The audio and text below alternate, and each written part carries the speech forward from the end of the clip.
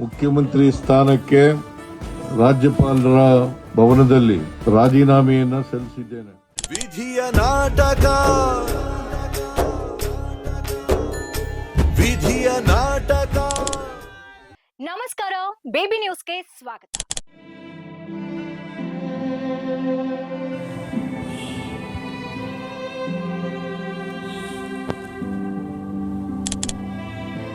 ರಾಜಕೀಯದಲ್ಲಿ ಯಾರು ಶಾಶ್ವತ ಅಲ್ಲ, ಅಧಿಕಾರ ಅನ್ನೋದು ಯಾರ ಕೈಯಲ್ಲೂ ಸದಾಕಾಲ ಉಳಿಯೋದಿಲ್ಲ ಅನ್ನೋದಕ್ಕೆ ಮತ್ತೊಮ್ಮೆ ಸಾಕ್ಷಿಯಾಗಿದೆ ಕರ್ನಾಟಕದ ರಾಜ್ಯ ರಾಜಕಾರಣದ ಇವತ್ತಿನ ಬೆಳವಣಿಗೆ. ದೇಶದ 4 ಪ್ರಭಾವಿ ರಾಜ್ಯಗಳಲ್ಲಿ ವರ್ಷಗಳ ಕಾಲ ಪ್ರಬಲ ಹಿಡಿತ ಹೊಂದಿದಂತಹ ಮುಖ್ಯಮಂತ್ರಿಗಳು ಅಧಿಕಾರವನ್ನ ಕಳೆದುಕೊಂಡಿದ್ದಾರೆ ಕೇವಲ 1 ತಿಂಗಳ ಅಂತರದಲ್ಲಿ. ರಾಜಕೀಯ ವಿಶ್ಲೇಷಕರಿಗೂ ಅಚ್ಚರಿ ಮೂಡಿಸಿರುವಂತಹ ಈ ಬೆಳವಣಿಗೆ ದೇಶದ ರಾಜಕೀಯದಲ್ಲಿ ಹೊಸ ಅಧ್ಯಾಯ ಆರಂಭವಾಗ್ತಾ ಇದೆಯಾ ಅನ್ನುವ ಚರ್ಚೆಗೆ ಇದು ಗ್ರಾಸವಾಗಿದೆ. ಮೊದಲಿಗೆ ಪಶ್ಚಿಮ ಬಂಗಾಳ. ಅಗ್ನಿಕನ್ಯೆ ಎಂದೇ ದೇಶಾದ್ಯಂತ ಗುರುತಿಸಿಕೊಂಡ ಮಮತಾ ಬ್ಯಾನರ್ಜಿ ಒಬ್ಬ ಸ್ಟ್ರೈಟ್ ಫೈಟರ್ ರಾಜಕಾರಣಿ. ಎಡಪಂಥೀಯರ 34 ವರ್ಷಗಳ ಆಡಳಿತವನ್ನ ಅಂತ್ಯಗೊಳಿಸಿ ಬಂಗಾಳದಲ್ಲಿ ತಮ್ಮದೇ ಪ್ರಭಾವ ಸ್ಥಾಪಿಸಿದಂತಹ ನಾಯಕಿ. ಬಿಜೆಪಿಯ ಅಬ್ಬರದ ನಡುವೆಯೂ ತಮ್ಮ ನೆಲೆಗಳನ್ನ ಗಟ್ಟಿಗೊಳಿಸಿದಂತಹ ಮಮತಾ ಈಗ ರಾಜಕೀಯ ಸವಾಲಿನ ಎದುರು ನಿಂತು ಸೋತಿದ್ದಾರೆ. ಬಂಗಾಳದಲ್ಲಿ ಬದಲಾಗ್ತಾ ಇರುವ ಮತದಾರರ ಮನಸ್ಥಿತಿ, ಯುವ ಜನರ ಹೊಸ ನಿರೀಕ್ಷೆಗಳು ಹಾಗೂ ವಿರೋಧ ಪಕ್ಷಗಳ ಒಗ್ಗಟ್ಟಿನ ರಾಜಕೀಯ ಮಮತಾ ಸರ್ಕಾರಕ್ಕೆ ದೊಡ್ಡ ಹೊಡೆತ ನೀಡಿತು. ಇನ್ನು ತಮಿಳುನಾಡು. ದ್ರಾವಿಡ ರಾಜಕೀಯದ ಬಲಿಷ್ಠ ವಾರಸುದಾರ ಎಂಕೆ ಸ್ಟಾಲಿನ್.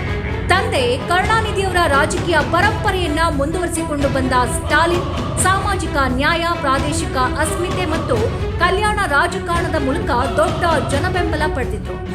ಆದರೆ ತಮಿಳುನಾಡಿನ ರಾಜಕೀಯವು ಈಗ ಹೊಸ ದಿಕ್ಕಿನತ್ತ ತಿರುಗಿದೆ. ಯುವ ಮತದಾರರ ಬದಲಾದ ನಿರೀಕ್ಷೆಗಳು, ಉದ್ಯೋಗ ಮತ್ತು ಅಭಿವೃದ್ಧಿ ಕುರಿತ ಪ್ರಶ್ನೆಗಳು, ವಿರೋಧ ಪಕ್ಷಗಳ ಆಕ್ರಮಣಕಾರಿ ತಂತ್ರಗಳು ಸ್ಟಾಲಿನ್ ಸರ್ಕಾರಕ್ಕೆ ದೊಡ್ಡ ಹಿನ್ನಡೆಯಾಗಿ ಪರಿಣಮಿಸಿತು. ಕೇರಳ. ದೇಶದ ಎಡಪಂಥೀಯ ರಾಜಕೀಯದ ಅತ್ಯಂತ ಬಲಿಷ್ಠ ನೆಲೆ. ಅಲ್ಲಿ ಪಿಣರಾಯಿ ವಿಜಯನ್ ನೇತೃತ್ವದ ಸರ್ಕಾರ ಸತತ ಆಡಳಿತದ ಮೂಲಕ ಇತಿಹಾಸ ನಿರ್ಮಿಸಿತ್ತು.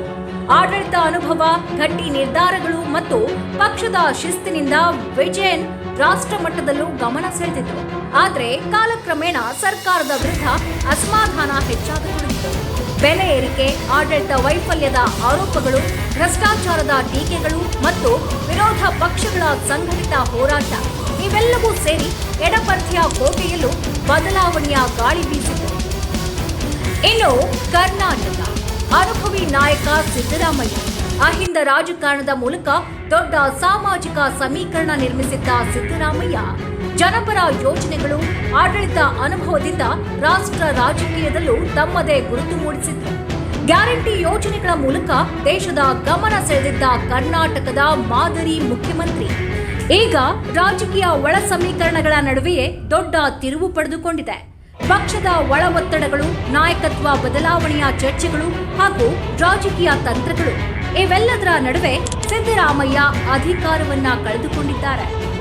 ವಿಶೇಷ ಅಂದ್ರೆ ಈ 4 ನಾಯಕರು ತಮ್ಮ ತಮ್ಮ ರಾಜ್ಯಗಳಲ್ಲಿ ಕೇವಲ ಮುಖ್ಯಮಂತ್ರಿಗಳಷ್ಟೇ ಅಲ್ಲ, ಒಂದು ರಾಜಕೀಯ ಚಿಂತನೆಗೆ ಪ್ರತೀಕವಾಗಿದ್ದವರು. ಮಮತಾ ಬ್ಯಾನರ್ಜಿ ಅಂದರೆ ಹೋರಾಟದ ರಾಜಕೀಯ, ಸ್ಟಾಲಿನ್ ಅಂದ್ರೆ ದ್ರಾವಿಡ ಸಿದ್ಧಾಂತ, ಪಿಣರಾಯಿ ವಿಜಯನ್ ಅಂದ್ರೆ ಎಡಪಂಥೀಯ ರಾಜಕೀಯ, ಸಿದ್ದರಾಮಯ್ಯ ಅಂದ್ರೆ ಸಾಮಾಜಿಕ ನ್ಯಾಯದ ರಾಜಕಾರಣ. ಆದ್ರೆ ಈಗ ಈ 4 ಮಾದರಿ ಮುಖ್ಯಮಂತ್ರಿಗಳು 1 ತಿಂಗಳ ಅಂತರದಲ್ಲಿ ತಮ್ಮ ಅಧಿಕಾರವನ್ನ ಕಳೆದುಕೊಂಡಿದ್ದಾರೆ. ಹಾಗಾದ್ರೆ ಈ ರಾಜಕೀಯದಲ್ಲಿ ಏನು ಬದಲಾಗ್ತಾ ಇದೆ? ರಾಜಕೀಯ ವಿಶ್ಲೇಷಕರ ಪ್ರಕಾರ ಮತದಾರರ ಆದ್ಯತೆ ಈಗ ವೇಗವಾಗಿ ಬದಲಾಗ್ತಾ ಇದೆ. ಹಳೆಯ ಭಾವನಾತ್ಮಕ ರಾಜಕೀಯಕ್ಕಿಂತ ಅಭಿವೃದ್ಧಿ, ಉದ್ಯೋಗ, ಆಡಳಿತ ಸಾಮರ್ಥ್ಯ ಮತ್ತು ತ್ವರಿತ ಫಲಿತಾಂಶಗಳತ್ತ ಜನರು ಗಮನ ಹರಿಸುತ್ತಿದ್ದಾರೆ. ಇದೇ ಕಾರಣಕ್ಕೆ ದೇಶದ ಹಲವು ರಾಜ್ಯಗಳಲ್ಲಿ ಹೊಸ ನಾಯಕತ್ವಕ್ಕೆ ಅವಕಾಶ ಸಿಗುತ್ತಿದೆ.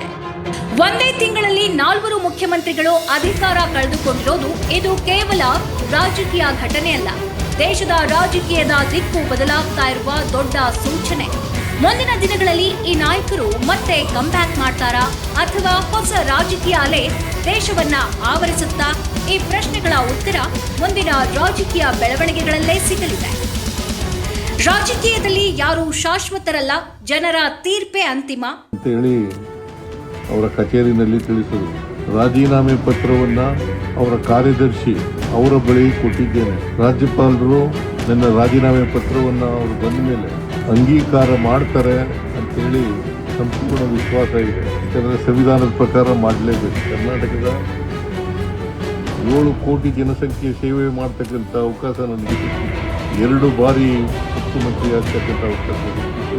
2 ಬಾರಿ ವಿರೋಧ ಪಕ್ಷದ ನಾಯಕನಾಗ್ತಕ್ಕಂಥ ಅವಕಾಶ ಸಿಕ್ಕಿತ್ತು.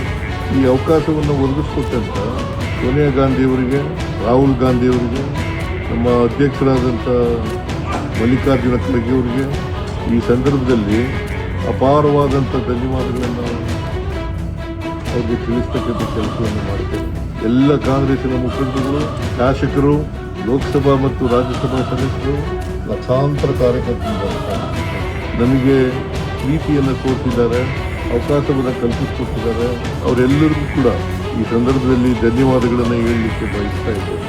ಬುದ್ಧ, ಬಸವ, ಬಾಬಾ ಸಾಹೇಬ್ ಅಂಬೇಡ್ಕರ್, ಗಾಂಧೀಜಿ ಇವರ ತತ್ವಾದರ್ಶಗಳಲ್ಲಿ ನಂಬಿಕೆ ಇಟ್ಟಿದ್ದಾರೆ.